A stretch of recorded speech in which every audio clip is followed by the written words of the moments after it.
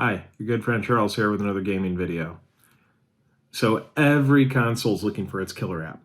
The Xbox had Halo, the GameCube had Smash Brothers, Dreamcast had Soul Calibur, while the PS2 had being a DVD player and not being a Dreamcast. The Xbox 360 had a lot of games, but nothing really popped off. Perfect Dark Zero, the game that I was excited about and bought with the system, was terrible. So I spent most of my time playing Halo 2 and Geometry Wars on it for the first few months. I'd play for hours after work, since I had just moved across the state after college and really had nothing else going on in my life. Then I was let go from my job and kind of trapped in a pit of depression. Halo 2 had been out for years, so I needed something, not a normal video game. But the one great thing about Xbox 360 games is that publishers had to have a free demo for any arcade game that was coming out. And I'm going through all these demos, every single one, and I found Marble Blast Ultra. And I consider Marble Blast Ultra the Xbox 360's healer app. Marble Blast Ultra was a janky version of Monkey Ball where you played as a marble and you moved the marble, not the stage like you do in Monkey Ball. Your mission was to collect gems or just get to the end of the course. But unlike Monkey Ball, it had online multiplayer. Everyone raced after the gems, knocked each other off the course, and just farted around. Every Xbox 360 came with a headset, so there was a lot of talk, and since the game was more simple than competitive, the talk went in some weird directions.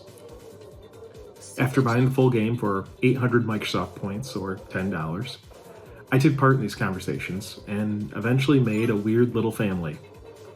Snuffykins, Bootyologist, and some others who I've forgotten or names I couldn't pronounce. I've never talked to these guys outside of an Xbox game, but we played together for years. Our friendship was forged in Marble Blast Ultra, and because none of us really cared about the game, it might have peaked there.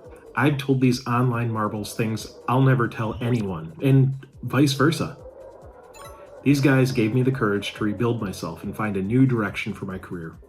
I found other communities, church, internet forums, real life, but there was something about the Zen state from moving a marble around that loosened me up a bit.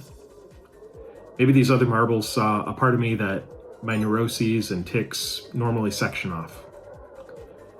And others might need Dungeons and Dragons, fantasy football, or some weird stuff to detach from who they think they should be and be who they are. For me, at that time in my life, it was marbles, and I've been looking for a similar outlet ever since. The game eventually got pulled from backwards compatibility due to rights issues, and I didn't see anyone playing the PC version when I tried it out. Part of me is bummed out, and part of me is kind of glad because I'm not the same guy I was in 2006, and I'm sure Snuffykins and the Bootyologist have changed as well. And so now I just have the memories and appreciation of the Xbox 360's healer app. I see these other guys online. It's been close to 20 years now, but I don't play with them.